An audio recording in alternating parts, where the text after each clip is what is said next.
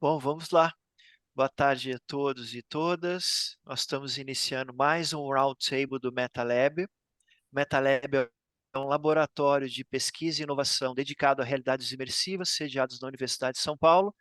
E hoje nós recebemos a professora Laura Graziela Gomes, professora e antropóloga, professora titular da Universidade Federal Fluminense. E a ideia hoje é nós falarmos sobre a interação em mundos virtuais com avatares e agência humana. A questão de discutir como que avatares ou os chamados virtual humans afetam a interação que a gente vai ter em outras formas de realidade. E para conversar aqui com a professora Laura, está aqui a Poliana Silva, que é fundadora e coordenadora do MetaLab, junto com a Clarice Gomes, também fundadora e coordenadora, e outros membros do MetaLab aqui conosco, acompanhando. Então, já agradeço a professora Laura e passo a palavra para a Poliana para conduzir a conversa contigo, professora. Prazer tê-la conosco. Prazer. Obrigada, André. Obrigada novamente, professora Laura, por aceitar o nosso convite de conversar com a gente aqui hoje. Uhum. Eu gostaria de iniciar nossa conversa falando de agência humana, né? Que, de uma forma bem geral, a gente pode falar que se refere à capacidade dos indivíduos de agir de forma autônoma, de tomar decisões e influenciar ativamente o ambiente ao seu redor. Esse conceito, né, o entendimento de agência humana, envolve a ideia de que os seres humanos são agentes ativos, capazes de exercer o controle e tomar iniciativas em suas ações. Bom, em contexto de pesquisa, a agência humana muitas vezes está relacionada à interação de pessoas com ambientes, sejam eles do mundo natural, né, real, como as pessoas comumente dizem, ou do mundo virtual, com o uso de avatares. É um conceito multidisciplinar e interdisciplinar aplicado a várias áreas, como interação homem-máquina, psicologia, sociologia, antropologia, ética, filosofia, para citar algumas. Então, dito isso, eu lanço a primeira linha para essa nossa conversa, Laura. Dada a sua experiência em pesquisas com avatares, principalmente no mundo virtual Second Life, qual o seu entendimento sobre como a agência humana é percebida pelo usuário em ambientes imersivos com o uso de avatares? Bom, eu acho assim, existe uma agência, evidentemente, né, no sentido de que nós, eu vou falar muito a partir da minha experiência no Second Life, tá? Porque, como eu te disse naquele dia, a minha experiência em outros mundos virtuais, ela é muito pequena, né? Não tem como, assim, né? Aquela coisa do antropólogo, né? É assim, você tem que ter uma certa experiência de campo, no caso, para você poder falar com mais firmeza a respeito de de determinados ambientes, seja ele qual for, né? No caso do Second Life, a minha experiência é que existe uma característica nos mundos virtuais, talvez, que existe uma actância, vamos falar assim, uma actância muito grande da criatura que está ali do outro lado da tela. É claro que essa actância se dá no momento, ela aumenta na medida em que você estabelece o engajamento com ela, tá? Então, uma situação comum, né? Você entra no Second Life, você de cara se depara com uma avatar que é, no momento inicial, uma avatar genérica, né? Dada pela própria engine do sistema, né? Ela meio que brota assim, do sistema. E ali você já tem algumas questões, né? Porque, claro que você escolheu, hoje tem uma possibilidade maior até de você escolher essas criaturas genéricas, né? Mas, mesmo assim, a partir do momento que você começa a estabelecer essa relação com ela, vai haver uma influência sua, evidentemente, das decisões críticas que você vai tomar em relação a ela, Aí eu me lembro até das questões das colocações do Manovich, né, que ele fala sobre essa relação, né, dessa intervenção crítica que os humanos, né, que a agência humana impõe muitas vezes no processo sociotécnico, né? Mas a partir de certa fase, essa criatura também ela pode ter ela pode te afetar. Eu vou até usar o termo afeto, porque na antropologia, né, você tem uma discussão muito grande sobre isso, né? E esses afetos eles podem não ser muito conscientes de você, da pessoa, até o momento em que eles ocorrem, né? Então, a gente tem aí umas questões que são, digamos assim, estranhas, né? Eu chamo, no artigo que eu publiquei, né, é o tal do infamiliar, né, que eu falo muito, né, do estranho, que acontece nos mundos, nesse mundo em particular, né, que eu frequento, que há uma contrapartida dessa criatura, né, na medida em que você estabelece uma relação com ela. Eu não quero dar nenhum caráter metafísico, nem esotérico, nada disso. Não é nada disso. É um processo sociotécnico, tá? Bastante complexo, porque tem uma cadeia maquínica, né? Você liga o computador, você entra no sistema, às vezes o sistema está meio instável, está não sei o quê, tarará, tarará, pode acontecer vários incidentes. Até certo ponto, você pode ter muito controle sobre essas situações, né? Às vezes, não. Às vezes você está fazendo uma coisa extremamente importante ali naquele lugar, com aquela criatura, e algo acontece, né? Até do ponto de vista mesmo do próprio sistema, né? Tudo some, tudo desaparece. Isso já aconteceu algumas vezes. Mas, de qualquer forma, ela exerce uma espécie de um fascínio meio enigmático. E isso pode ser, às vezes, né, percebido pelo usuário humano, entendeu? E aí eu acho que acontecem várias coisas, né? Acontecem várias coisas e existem histórias sobre isso, né? Quer dizer, no caso dos frequentadores e dos residentes do Second Life, existem muitas histórias, né, sobre isso. E aí é interessante porque não há uma assimetria do ponto de vista de que a agência humana sempre tem um poder e tem um controle, quer dizer, tem até certo ponto, claro, eu posso desligar meu celular, meu computador, se as coisas estiverem muito confusas. Para mim, certamente muita gente faz isso, né? Mas existe essa relação um tanto quanto simétrica da estranheza, entendeu? Ela impõe uma estranheza. Acho que é o grande poder que existe nessa história é essa estranheza, essa resiliência que eu acho que há um limite, né, assim, do seu controle total, né? Então, sem querer cair assim em nenhum tipo de, como é que se diz? De fantasia, né, no sentido, né? São coisas que acontecem que você se sente afetado, né? Eu já passei por essa experiência algumas vezes, né? Não só com os meus avatares, mas com os avatares dos outros, sabendo que tem um humano por trás, né? Enfim, conhecendo Mas é interessante, como pode te afetar, é uma determinada sensação de presença, né? No sentido assim, da presença da coisa, mas a presença também daquele outro humano que está por trás daquela, né?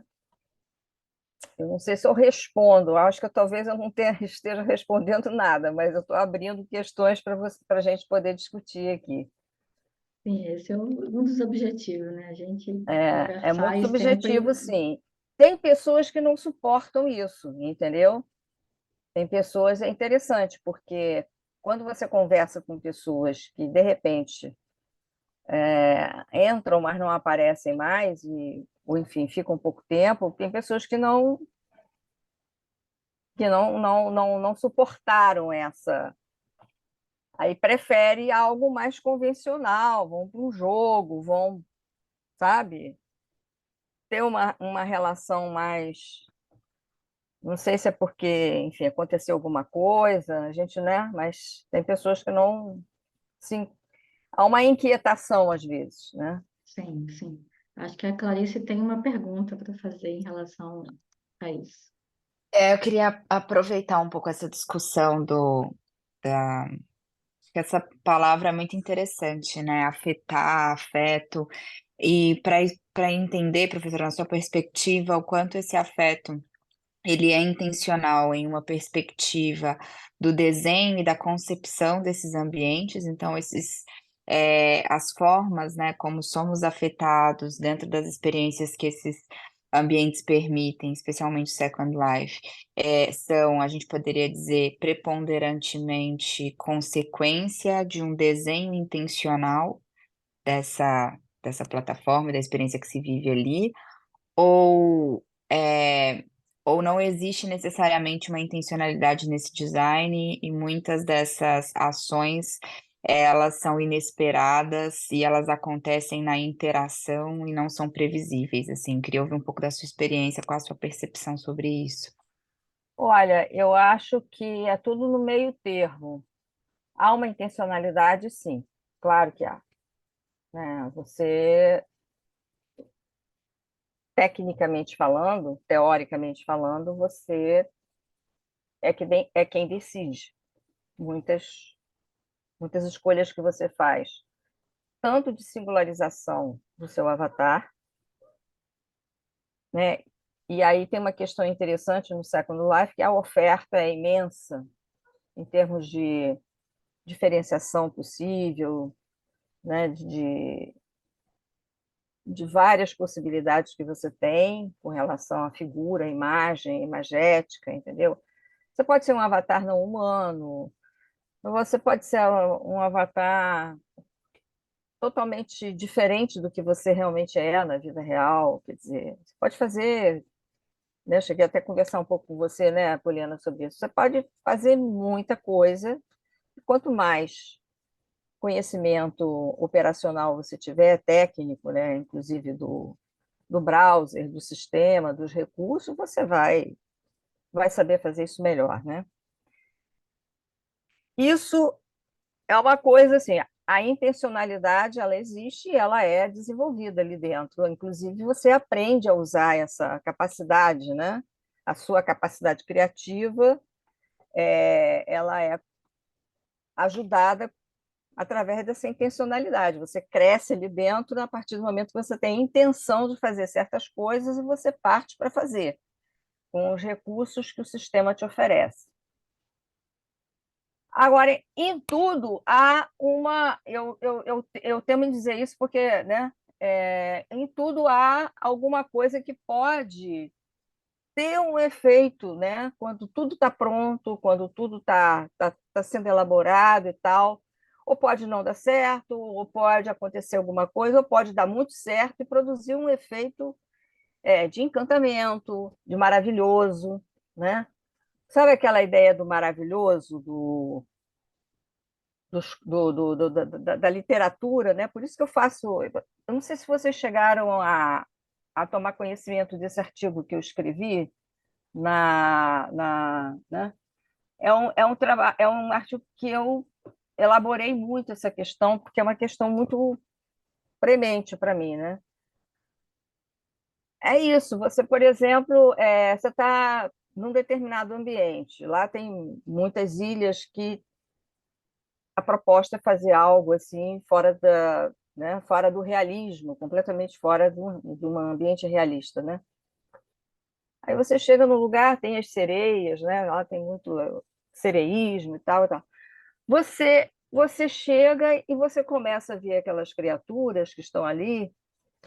Você pode ser afetado por aquilo de uma maneira interessante. Você pode ficar seduzido, sabe? Pode ficar levado, né? Quer dizer, então, levada, né? Enfim, em levada, várias coisas podem acontecer, como acontece, por exemplo, se você pensar em termos até do fenômeno religioso, né?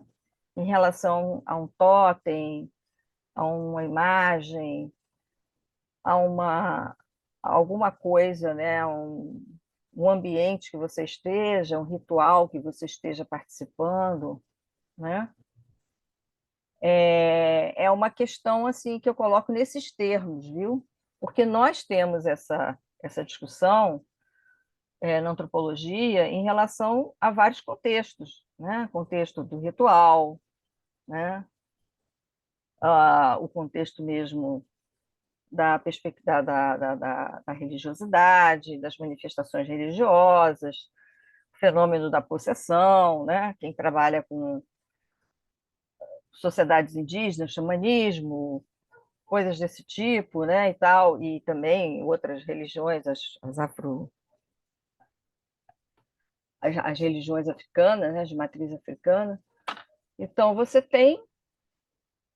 você que está ali, ou é, a pessoa, é um humano que está ali, mas acho que dá uma combinação, entendeu? E o efeito é um pouco fora do ordinário, né? Então, é uma coisa sutil, não precisa ser uma coisa, digamos assim, não precisa ser uma coisa espetacular.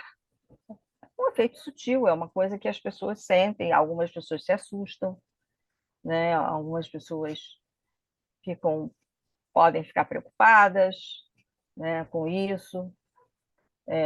Então, você tem várias reações, as reações são várias, né? Também isso acontece em relação a outras experiências que você tem, né? Tem pessoas que não querem ter um transe, não querem se submeter a essa experiência, não vão, né? Enfim, elas se sabem, né? Então, é um pouco isso, entendeu? Fica um pouco nessa zona, digamos assim, uma zona meio cinza, né? Que a gente não tem assim muita definição, mas que deve ser investigado. Eu acho que o interessante é isso, Sim. né? Eu acho, talvez complementando a pergunta que a Clarice trouxe, existem questões éticas, tanto em questão de desenvolvimento do ambiente como um todo, do desenvolvimento e criação do avatar, que pode estar sendo não visto, pode estar sendo ou visto de uma forma pouco relevante, se eu posso falar essa palavra. Por exemplo, se eu trouxe agora alguns exemplos, e a gente conhece, né, alguns exemplos bem típicos de interação com homem, avatar, em ambientes virtuais. Com a tua experiência, Laura, que tipo de tratamento, de cuidado ético a gente, enquanto pesquisador, precisa para atuar em pesquisas nesses ambientes? Primeiro, a única maneira que você tem de fazer pesquisa lá dentro desses ambientes é você tendo um avatar. Então, você tem que passar pela própria experiência, né? Eu não conheço ainda outra possibilidade de você pesquisar o mundo in world, né, como eles chamam, sem estar com um avatar, né? E na medida do possível, quer dizer, na medida em que você entra, você vai interagir de alguma maneira, né? Você vai buscar a interação, né? E é claro que você tem que tomar cuidado com o fato de que você tem que contornar essa questão. Contornar não é deixar de lado, você tem que lidar com essa questão ética, né? No caso, por exemplo, você tem lugares que você pode visitar normalmente, observar, as situações todas estão ocorrendo ali sem nenhum problema. É público, né? Como eu te falei naquele dia, você tem ambientes que são totalmente públicos. Você está ali, não tem problema nenhum. Outra coisa é você querer entrar em determinados outros ambientes, né, que existem, né, em que você tem que ter autorização das pessoas que administram aquela ilha, aquele lugar, aquele ambiente, né, como eu também te falei. né? Aí você tem que ter a autorização, tem que entrar, geralmente você entra, isso supõe você entrar num grupo, né? Você receber uma land, quer dizer, um endereço que te permite entrar naquela ilha, né? E tal, e você não tem problema nenhum. E se você for fazer pesquisa, é claro que você tem que dizer que você é pesquisadora, né? Especialmente no caso de um antropólogo, tem que ser. Não tem, na nossa condição, a gente não pode, de forma alguma, deixar isso de lado. Isso não é qualquer coisa, né? Então,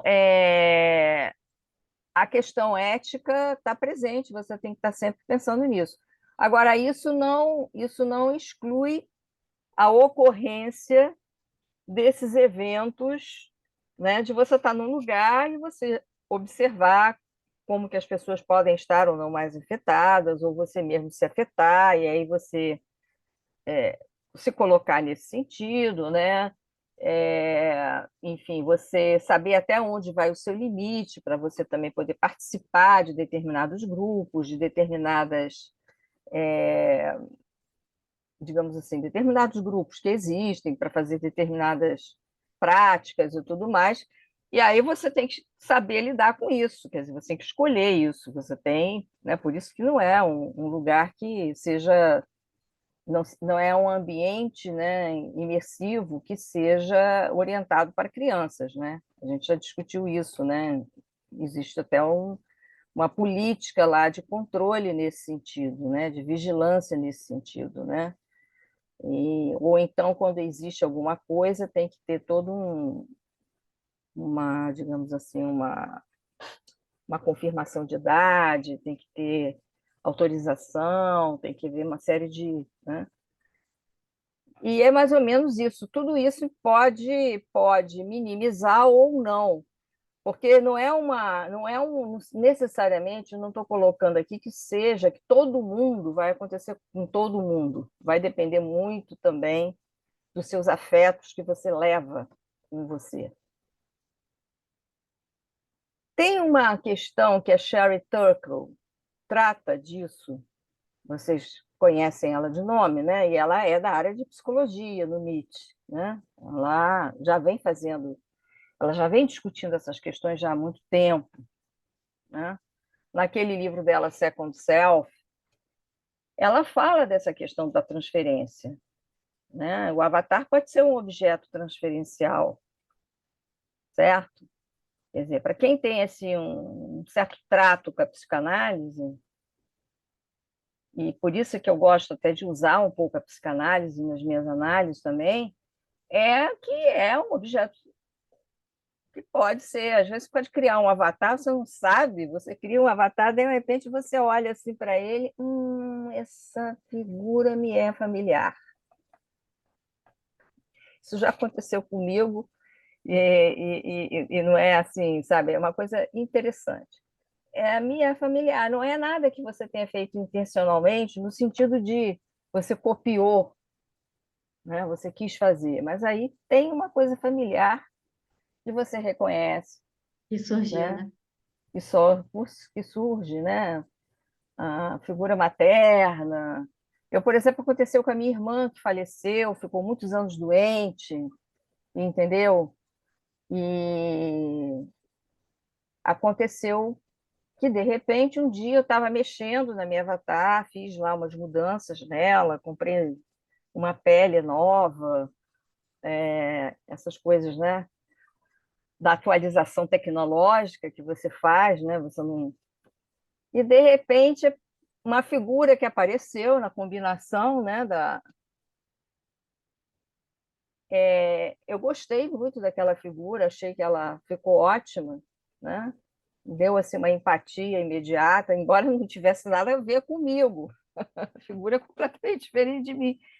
Mas, algum tempo depois, manipulando a avatar, eu percebi que ela tinha uma coisa familiar.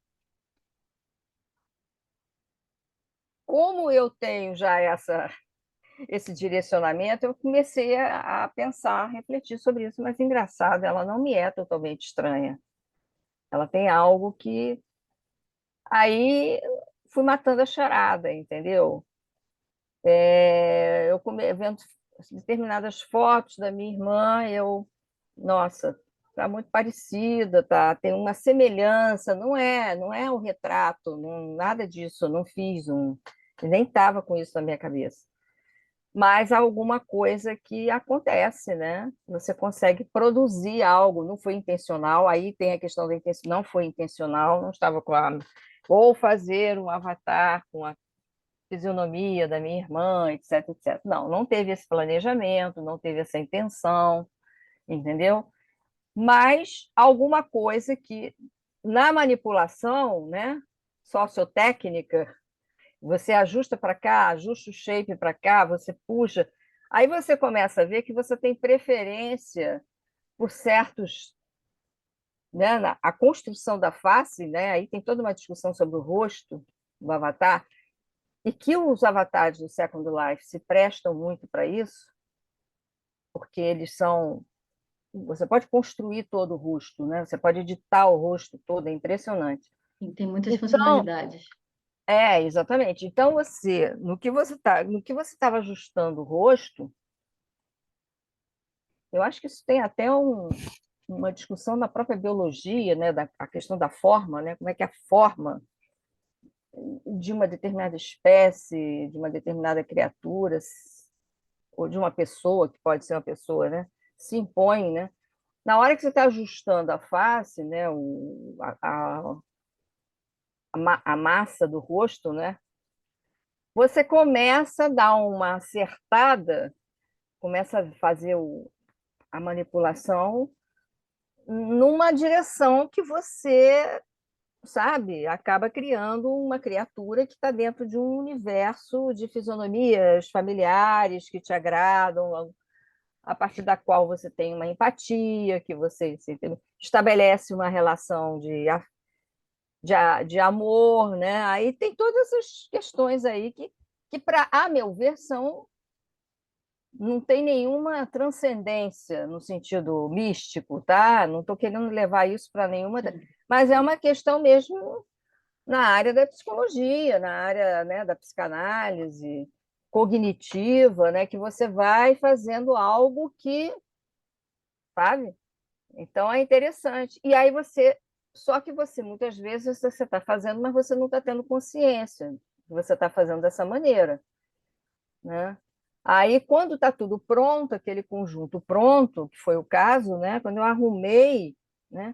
Se não foi nem assim tão imediatamente, algum tempo depois, assim, gente, realmente ela não é totalmente estranha. Aí eu fui me dar conta que, né?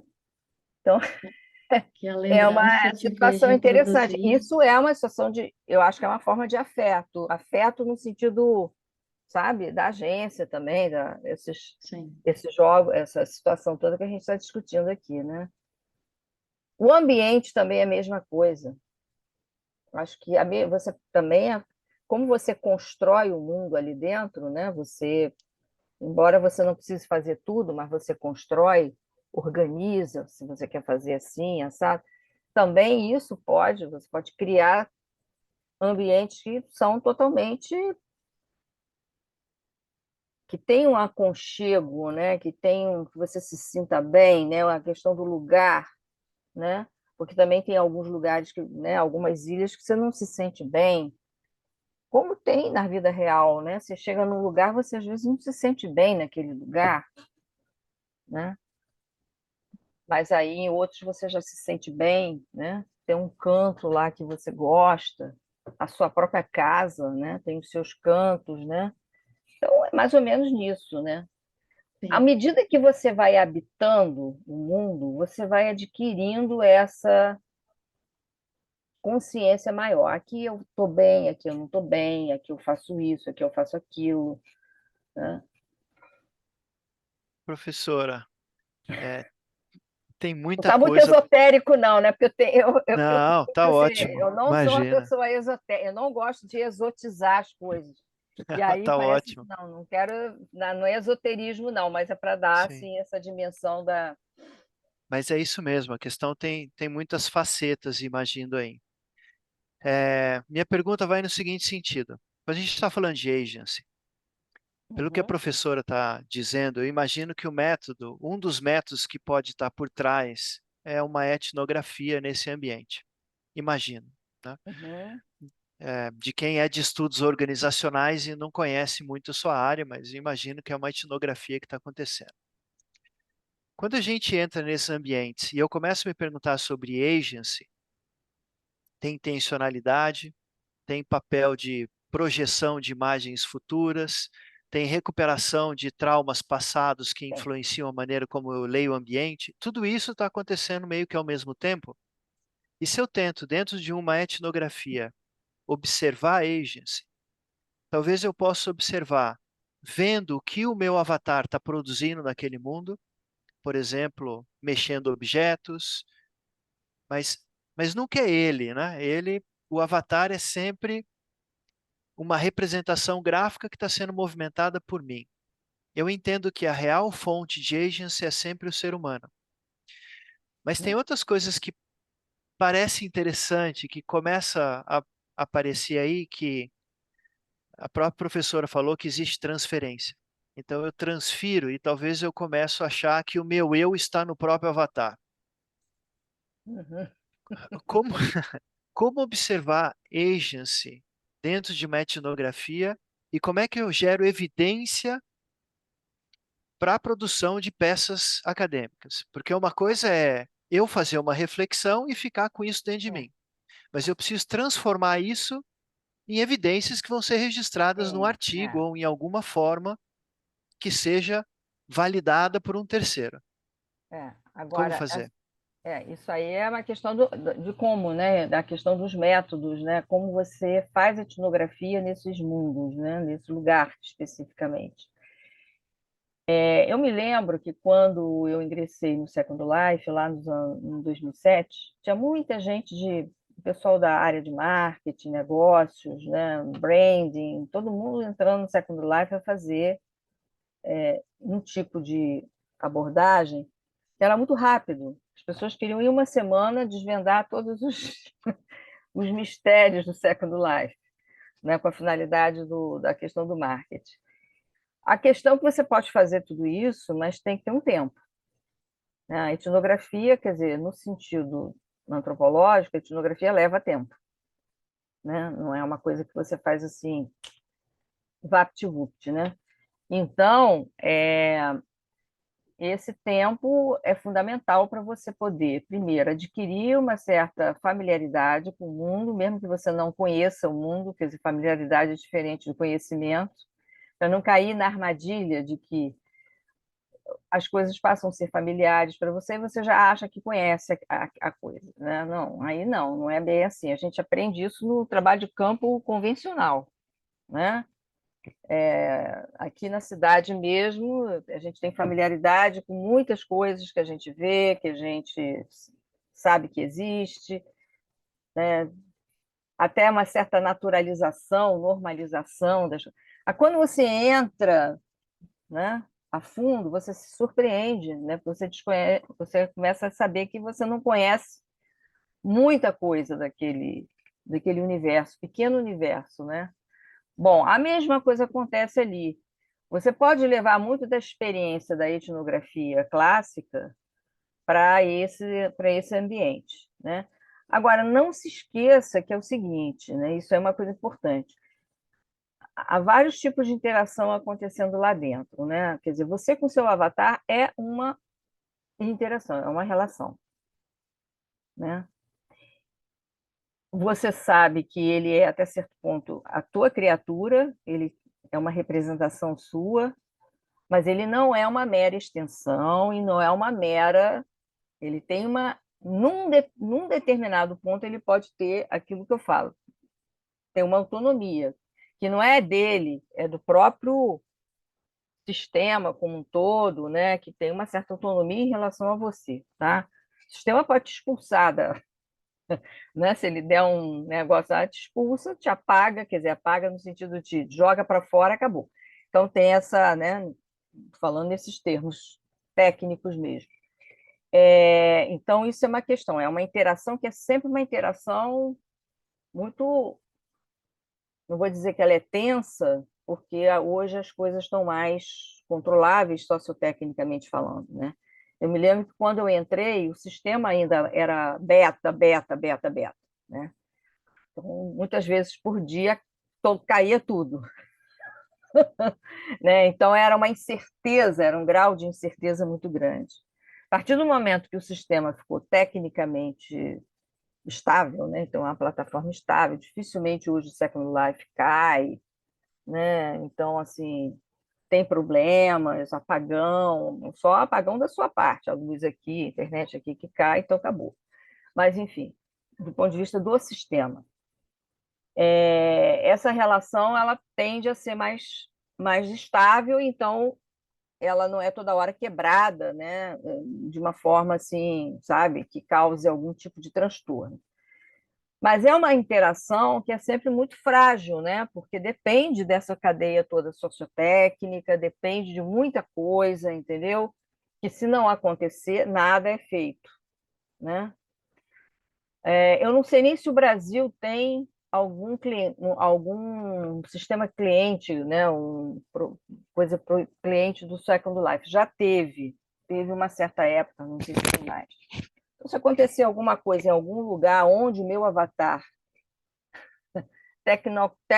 tecnologicamente falando, né? Os bits deles estiver, então eu estou fora do ar pelo tempo que for necessário. Bom, agora tem uma relação também de você com outros avatares, entendeu?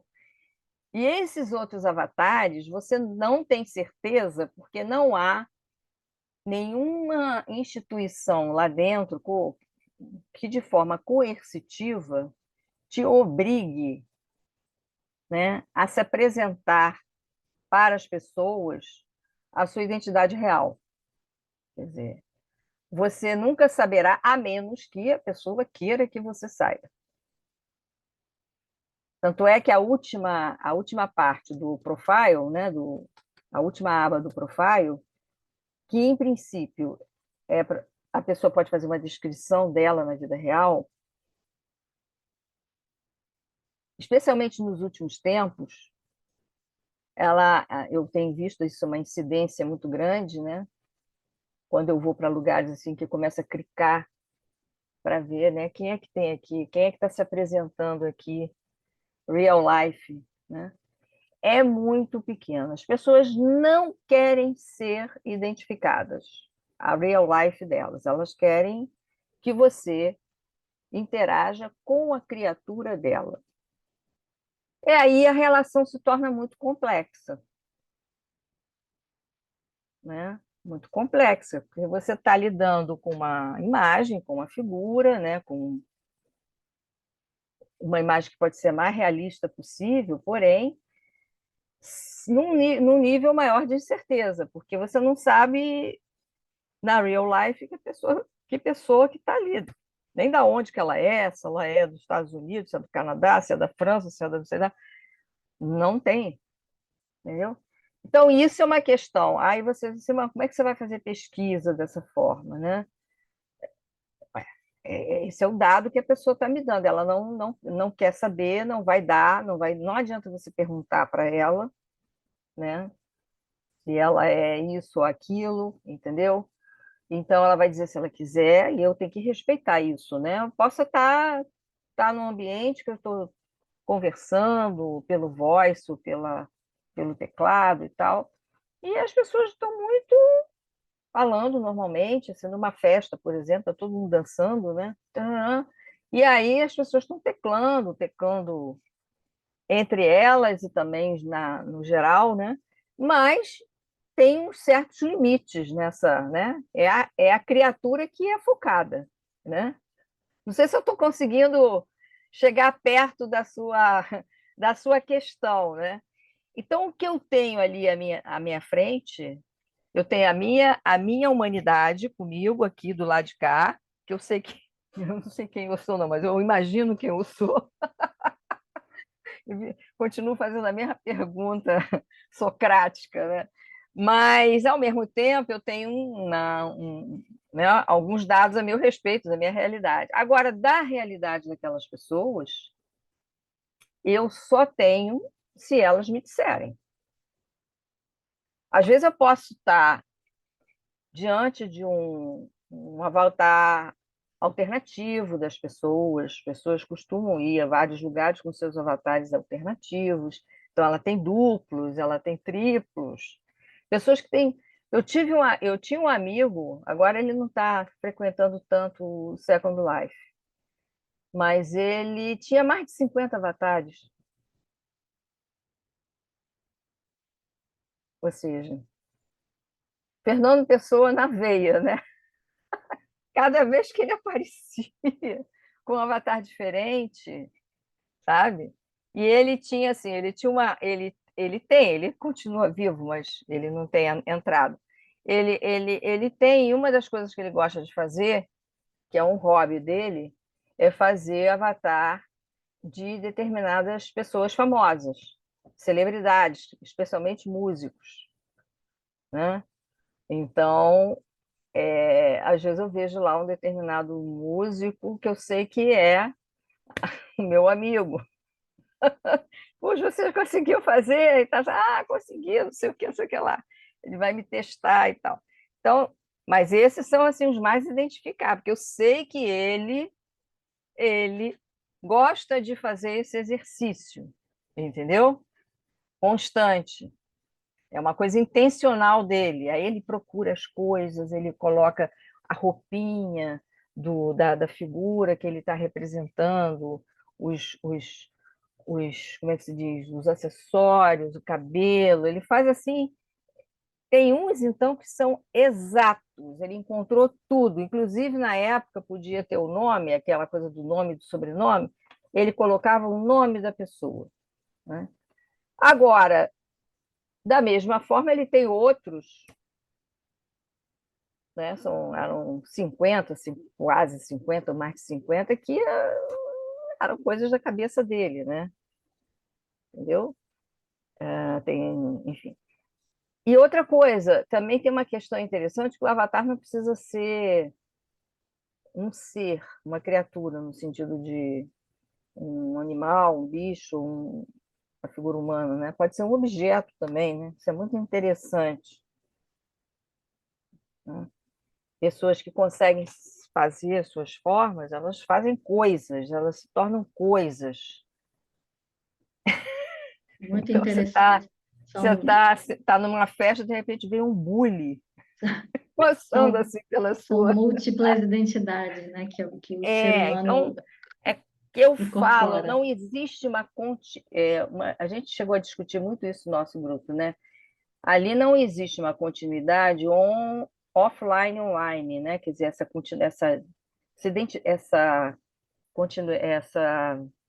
identidade mais convergente, né? Como existe nas plataformas normais, as redes sociais. Você é você mesmo, você tem que, né? Se as pessoas, inclusive, se os administradores lá acharem que você está fazendo alguma coisa estranha, eles, né? Uma foto que não seja a sua foto e tal. Ah, lá não, você tem essa liberdade. Então, você pode ser um bully, você pode ser um cachorro, você pode ser uma planta, pode ser uma árvore, entendeu? Sim. Né? Nesse sentido, há uma criatividade tão grande que você, né, pode. Agora, se lembrar que é você com isso, com essa criatura, seja ela qual for, que é uma interação constante, né? Da mesma maneira que há a interação sua com outras pessoas que também estão fazendo isso. Porque muitas pessoas dizem assim, mas o que as pessoas fazem no Second Life? Qual é o jogo? Não tem jogo. Qual é a missão? Aí eu falo assim, missão é essa. É você brincar com a identidade, né? Com a questão da própria identidade, né? Que para nós é uma questão muito complicada. Ainda mais nessa sociedade que a gente vive hoje, é muito complicada, né? Hoje você tem possibilidades até abertas, né? de trocar de identidade, de se colocar de uma outra maneira, etc. Ou seja, então, isso lá é levado muito a sério, entendeu? É uma questão assim que pode dar, às vezes, confusão, já deu muitas confusões, já deu muitas tretas lá dentro, né? Mas, ao longo do tempo, como eles souberam administrar isso, né? Contemporizar isso de uma forma ou de outra, você vê que o mundo vem resistindo, quer dizer, eles continuam, quer dizer, o mundo continua, né, com as mesmas características, né? Não houve nenhuma, até hoje eu não senti nenhum tipo de mudança em relação a isso. Sim, e inclusive o mundo ele permanece com o mesmo aspecto, né, com o mesmo tipo de apresentação, melhorou algumas tecnicidades, né, do sistema, ah, mas permanece e está muito ativo. Eu queria fazer outra pergunta, talvez em complemento com essa última do André.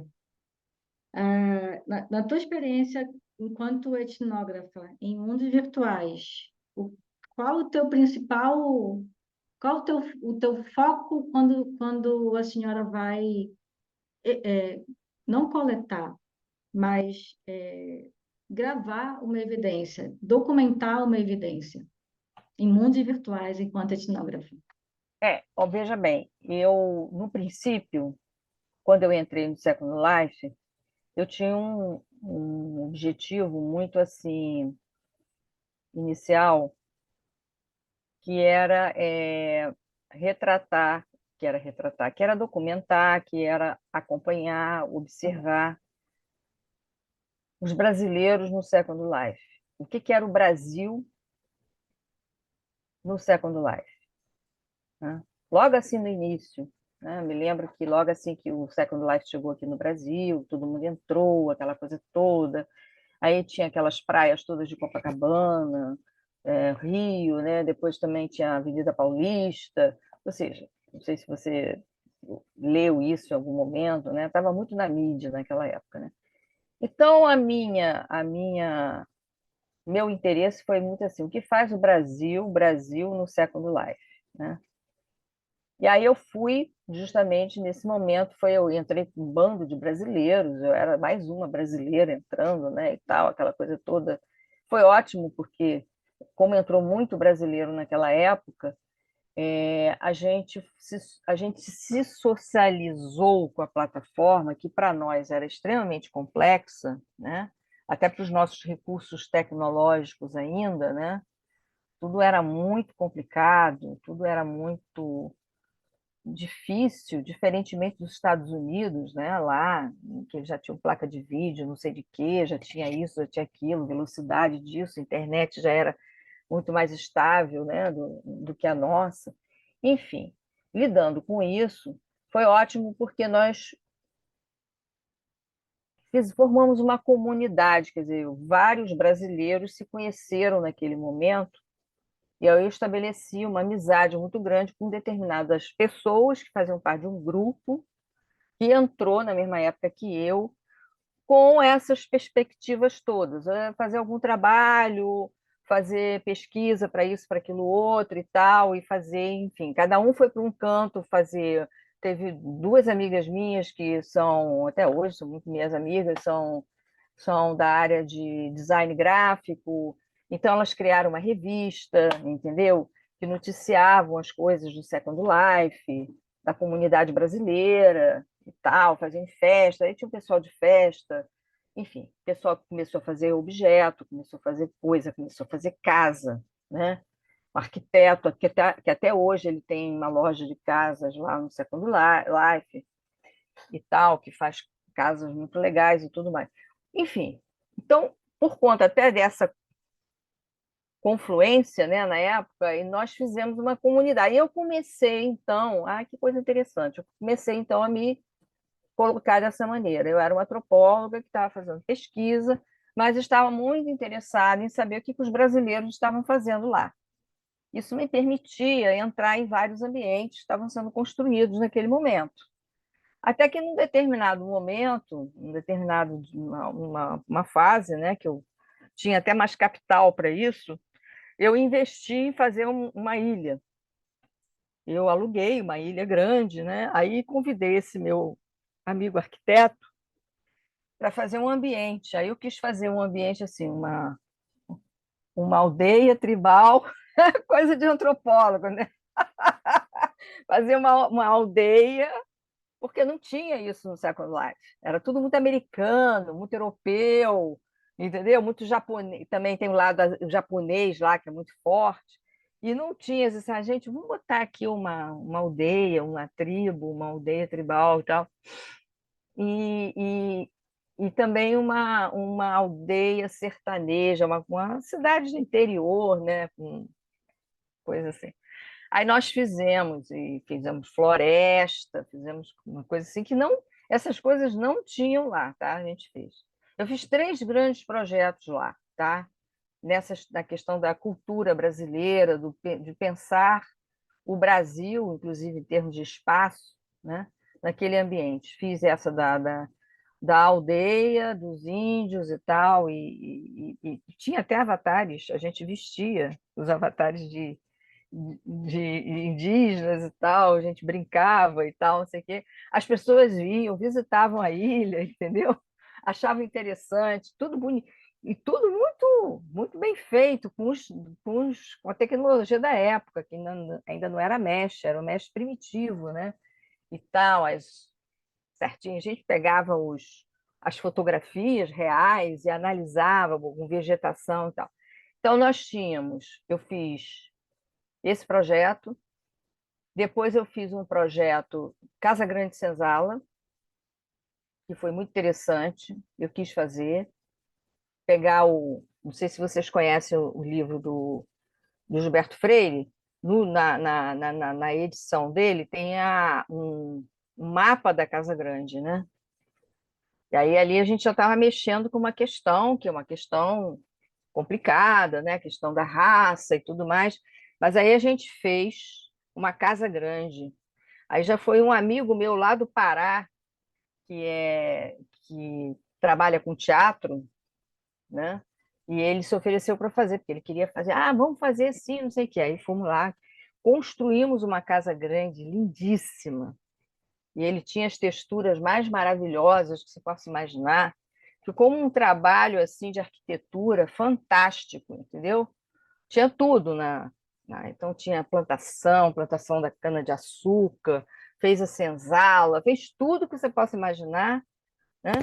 E, e eu ficava lá e as pessoas também iam visitar, entendeu? E tinha uma série de informações a respeito, né? Que você vai criando e tal. Fazia uma espécie de uma instalação, né? Lá é um ambiente que se presta muito a fazer instalações, quaisquer que você queira. Tem muitos artistas, né, plásticos que vão para lá para fazer instalações. Então eu fiz essa instalação e por último, que foi a última instalação que eu fiz, que foi assim talvez a que mais me emocionou assim do ponto de vista das recompensas, foi o mapa do Brasil. Aí foi esse meu amigo dos 50 avatares, cada dia ele ia lá me ajudar a fazer o negócio com a...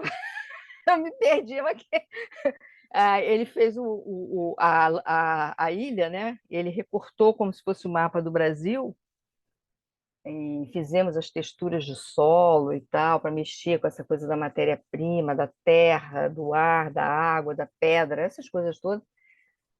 E montamos uma floresta ali, sabe, maravilhosa, e também fizemos todo o Brasil, o mapa, né, todo o desenho do Brasil. Então, era uma instalação também. Essa foi a última. Depois eu não pude fazer mais porque grana, né? O aluguel da ilha é muito caro hoje, né? Na época era US$ 250. Hoje isso é uma fortuna, é uma pequena fortuna, não posso nem pensar nisso, né? Então, naquela época, eu estava com dinheiro para fazer isso, né? Podia fazer, né? Dinheiro meu, viu? Não era dinheiro público, não. Eu era muito preocupada com isso, né? De algum gaiato assim, tá gastando dinheiro público para brincar no Second Life. Não, era dinheiro meu, do meu bolso.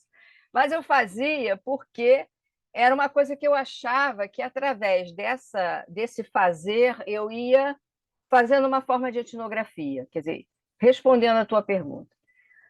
Etnografia lá dentro é você botar a mão na massa, para você saber do que se trata, para você enfrentar as dificuldades, inclusive em relação aos avatares, de acesso aos avatares, quem é quem, que é, o que não é, entendeu?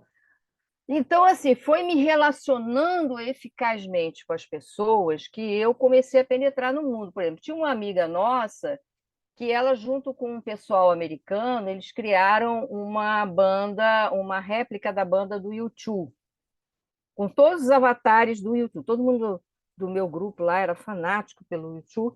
Então, eles criaram, saiu até em mídia, não sei se aqui no Brasil, mas saiu nos Estados Unidos, saiu, certamente. Cada um deles vestia um dos componentes da banda, o Ed, o próprio, né?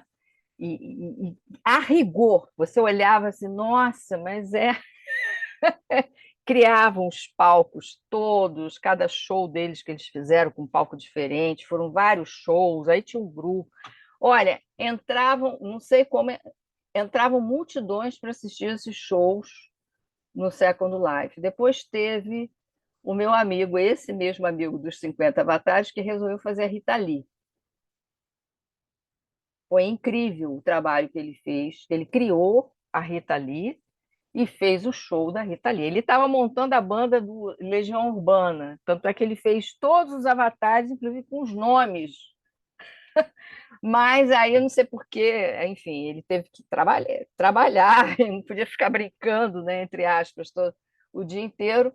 Mas, enfim, ele tem tudo isso lá nos arquivos dele, porque as pessoas têm inventários enormes, entendeu? Você imagina quantas casas eu tenho, todos esses, tudo está guardado, né? Se eu quiser montar tudo novamente, eu posso até montar. Mas, assim, o que eu quero dizer para você é que é você fazendo é que você vai entender muito do mundo. Eu tive que fazer isso. E hoje, se eu tenho assim uma certa experiência técnica até com o mundo e de falar sobre determinadas coisas que eu até não teria competência, eu não sou engenheira, não sou programadora, é porque eu tive que me haver de fato com situações, desde a relação, essa relação muito, né, até com o ambiente, né, com a coisa de você lidar com, sabe? Você está montando uma casa, tá e tal, você que vai fazer como, né? Agora eu estou mais assim querendo fazer casas. Eu tenho um fetiche por casas lá dentro, né? Então eu sou uma colecionadora, eu já falei isso para você. Então é lidando, mas você tem que manipular tudo isso, né? Tem que saber manipular essas ferramentas. Aí você, isso eu acho que é etnografia, entendeu? Quando eu falo de casa, né? Há pouco tempo eu escrevi um artigo com um orientando meu sobre certos tipos de objetos que existem, sobre coisas, né? Usando um pouco até o Daniel Miller, né? Que é um antropólogo que trabalha muito com cultura material. É muito comum você chegar lá num ambiente. Olha, gente, se eu estiver falando coisa que não interessa a vocês, vocês cortam, viu? Porque eu vou falando. Então, fique à vontade para. Não, peraí, vamos voltar aqui para o assunto. Mas, enfim, nós estávamos fazendo. Uma outra coisa que eu queria responder a sua pergunta é a seguinte: então, eu vou por pequenos projetos, entendeu? Então, esses projetos das instalações que eu fiz sobre o Brasil. E há pouco tempo eu fiz um projeto com um amigo meu, um orientando meu, um amigo, não deixa de ser, que é sobre esses objetos que você coloca nos ambientes para dar a impressão de que você passou por ali há pouco, deixou uma xicrinha de café na sua sala, entendeu? É muito delicioso isso, né? Você cria um ambiente lá e você bota uma almofadinha meio tortinha, como se você tivesse levantado do sofá, sabe? Isso é um negócio assim que me chama muita atenção de como é que eles, né, as pessoas fazem isso lá, para dar a impressão de que a vida real ali, entendeu? Então você tem uma quantidade enorme de lojas que vendem esses tipos de objetos, né, de decoração, são coisas fantásticas, né, perfeitas, né? E, ao mesmo tempo, como as pessoas arrumam, né? Então, eu comecei, a gente fez uma etnografia sobre isso, né? Fomos a determinados lugares em que essa forma de arranjo dos objetos está muito presente para dar exatamente essa sensação, essa impressão de que tem alguém por ali que está, né? Mesmo que esteja vazio e tal. Então, isso é uma questão de você focar, né? Você fazer, não, agora vamos trabalhar sobre isso, agora vamos trabalhar sobre aquilo, agora vamos fazer isso, porque não dá para você fazer toda uma antropologia, né? Toda uma etnografia global, porque é muita coisa, né? São muitas coisas. Por exemplo, tem uma amiga minha que trabalha lá, que é antropóloga também, a Débora, ela está trabalhando mais com essa questão da sexualidade, dos lugares que existem, das práticas, né? Uma série de questões que para ela é interessante, as identidades que existem em torno disso, entendeu? Dessas práticas todas, que são práticas dissidentes, divergentes. Lá tem algo que se aproxima muito do... Como é que é o nome daquelas letrinhas? BDSM, né? Então, pessoas que fazem, praticam e entram no mundo com essa finalidade, tá? Mas isso não é uma coisa que me atrai, não me interessa, entendeu? Mas tem pessoas que estão estudando. Essa minha amiga, Laura, ela estuda. Oi, pode falar. deixa eu te perguntar uma coisa, ainda voltando àquela questão da evidência. Você tá lá observando, basicamente você está observando com o seu, com seus olhos, basicamente é um estímulo visual e auditivo. Eu ia te responder isso agora. Ah, então tá bom. A evidência é o seguinte: quando você está fazendo esse tipo de projeto e que você tem um certo controle, né, desse campo, né, porque você também ajudou a construir, porque você está construindo, você pode documentar de várias maneiras. Inclusive, tem um artigo nosso, meu e da Débora, que é sobre as machinimas, né? As machinimas podem ser feitas, né? Você filmar lá dentro, né? Hoje em dia é mais fácil você fazer isso até. Você pode registrar tudo, né? Então, a evidência, nesse sentido, é possível.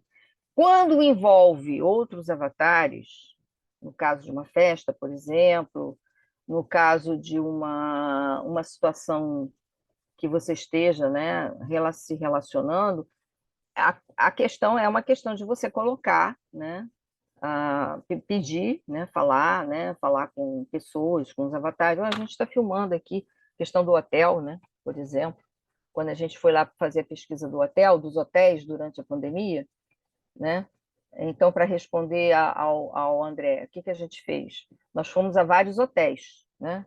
Nos hospedamos em 3 hotéis, basicamente. Aquele indiano, o africano, que era uma espécie de um safari, e mais um hotel mais assim, padrão normal, assim, de edifício grande e tal. Até o gerente era um brasileiro. Mas, enfim, em todos esses 3 hotéis que nós frequentamos a parte social, né? E Do também a Second parte Life. do Do Second Second, Life, com os nossos Second Life. avatares, indo à piscina. Tem um avatar, tem uma sequência de registro ótima, que a minha amiga estava fazendo massagem, né? Ela, uma massagista, contratou uma massagista do hotel, no, no lugar lá onde tinha como é que é o nome desse? Spa, né? Um hotel oferecia um serviço de spa. Então, tinha piscina, tinha sauna, tinha ducha e tal, tinha a pessoa que fazia massagem. Então, o interessante é que ela se ofereceu, não, eu quero fazer uma massagem, né? Aí a gente disse, olha, a gente está filmando, que a gente está fazendo um trabalho para a gente mesmo, a academia, né, e tal. E a pessoa lá, o avatar, com todos os movimentos, né, porque tem as rudes todas fazendo movimento, virando. Né? E aí eu estava lá filmando e a minha amiga lá na mesa de massagem fazendo massagem.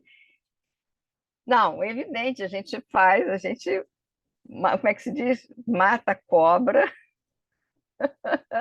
e mostra o pau, né? Não, tem que O fazer. Second Life tem essa funcionalidade da gente tirar foto ou gravar no próprio Tem sistema. foto também.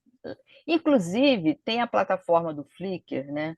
Não sei se vocês sabem, o Flickr, que é uma plataforma de imagens, né? Mas ela não é muito pouco, ela é pouco usada, ela é usada de uma forma muito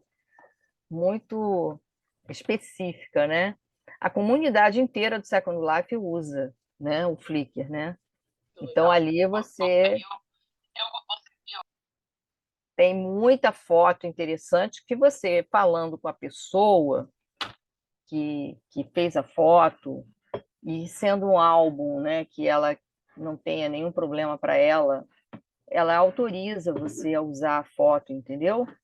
Porque não tem problema, não tá, digamos assim, não está expondo ela, né? Ela é simplesmente a avatar, o avatar que tirou a foto. E está no álbum dela, que é para apreciação pública. Em princípio, é para apreciação pública de quem entrar ali no. Então, também tem isso, né?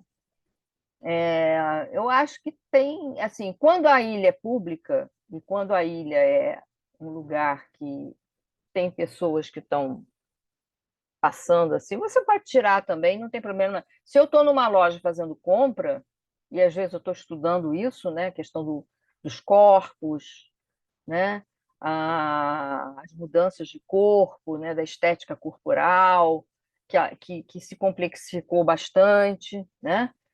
Quando eu entrei no Second Life, todo mundo era branco, louro, de olhos azuis, tá? Não tinha nenhum processo de a etnificação do ambiente foi sendo feita ao longo do tempo.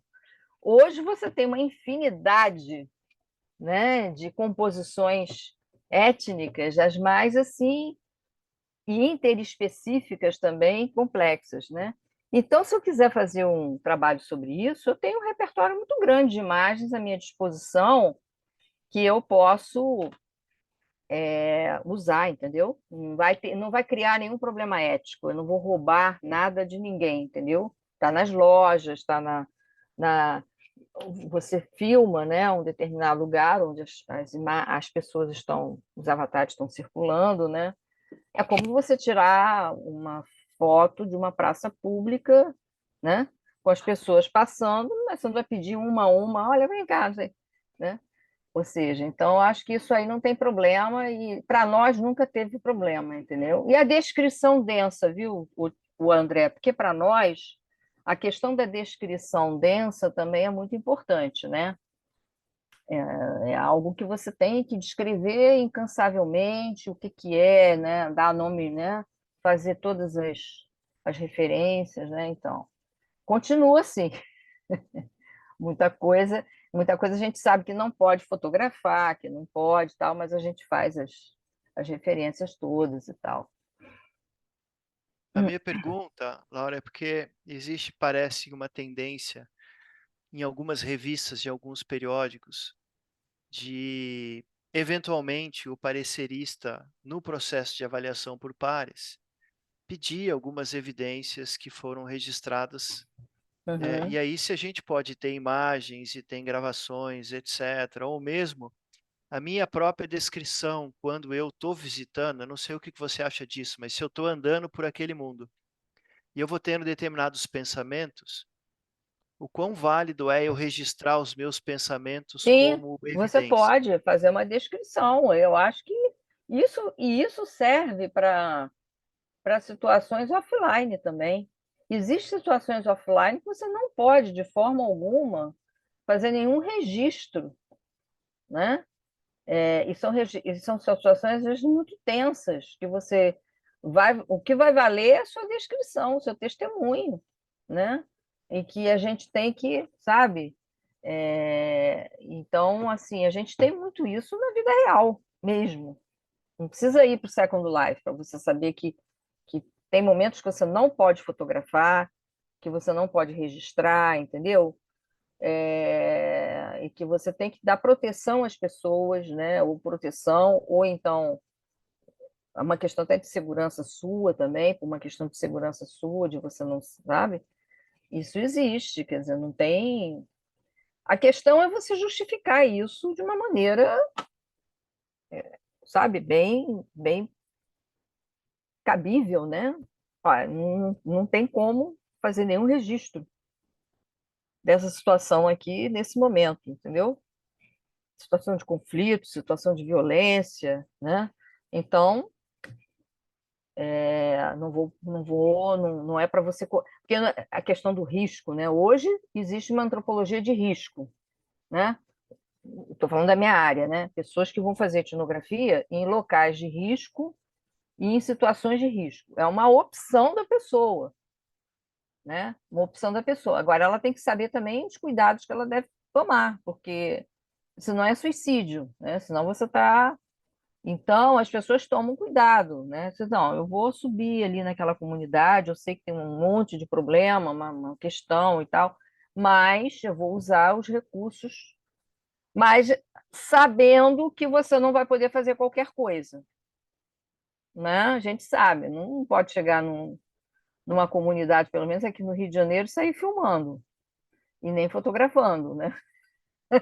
Então, você tem que ter uma mediação aí, que muitas vezes não é fácil, e muitas vezes você não vai poder fazer nada, né? Você vai ter que contar o quê? Com a sua descrição, né? A gente tem muita tese aqui, até porque no meu programa de pós-graduação, por exemplo, aqui é de segurança, tem uma área de segurança pública. Imagina, o pessoal trabalha direto com polícia, com conflito, né, e tal.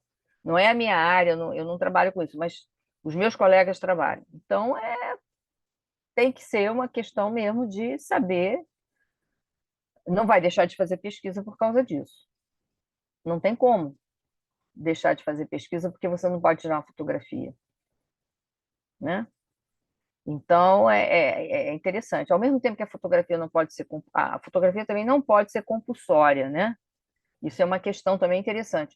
E eu tenho pensado muito nisso, porque como eu trabalho com digital, né, no sentido mais amplo, eu já estou começando a ver situações muito complicadas dessa coisa do reconhecimento facial, entendeu?